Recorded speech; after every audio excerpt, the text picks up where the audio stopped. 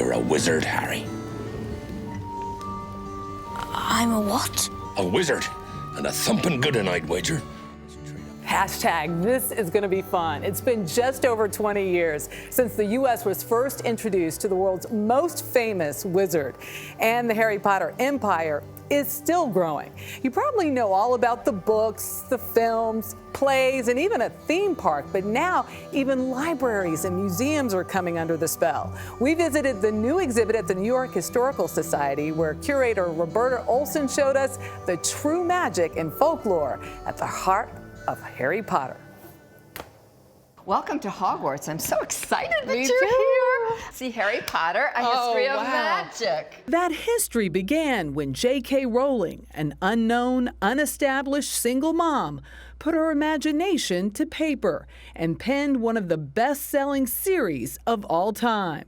With 500 million books sold worldwide in more than 80 languages, what's discovered at this exhibit inside the walls of the New York Historical Society is a fiction series based on historical fact. She took things that she had chanced upon in used bookshops like Culpepper's Herbology, and she used that as her sort of touchstone, and she jumped off to create this incredible universe, which has allusions to other things. Take, for example, the elusive character Nicholas Flamel, friend and confidant to Hogwarts headmaster Albus Dumbledore. This is the tombstone of Nicholas Flamel. He was a real guy? He was an actual person who lived in Paris, and he died and was buried in Saint-Jacques-de-la-Boucherie. And when they opened his tomb, there was nothing there, and it led to the whole legend that he was an alchemist and he had discovered the secret of life, the elixir of life. Here it is. Nicholas Flamel is the only known maker of the Sorcerer's Stone. Which, of course, was the title of the first book. That first book might never have seen the light of day if not for this book review by a young Alice Newton. After 8 publishers and refusals, J.K. Rowling submitted it to Bloomsbury Press, and Nigel Newton gave it to his 8-year-old daughter Alice, and this is her book review.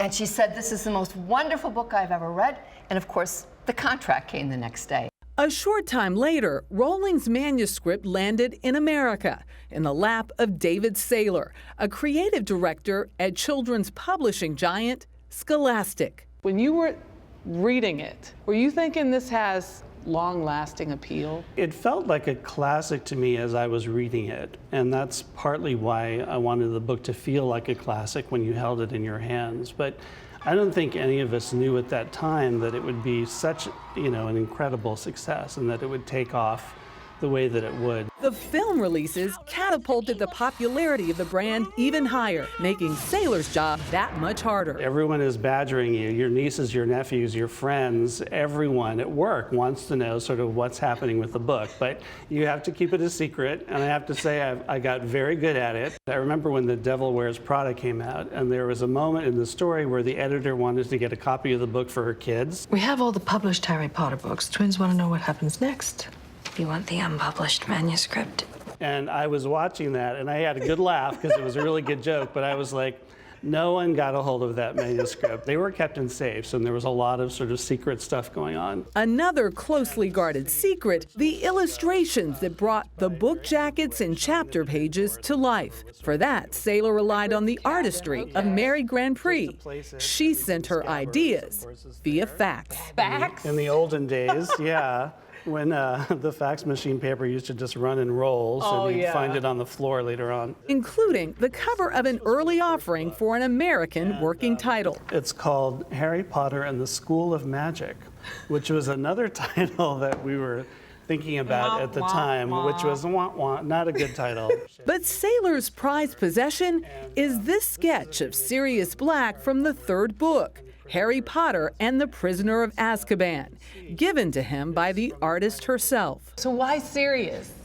Well, as it turns out, I'm actually the signature of Sirius Black in the books, and there's my signature right there. Grand Prix's pieces, along with the works of 3 other artists, hang throughout the exhibit, a journey across continents and across time that's both educational and interactive. Oh my God. Oh my goodness. What did you make? I didn't do so well.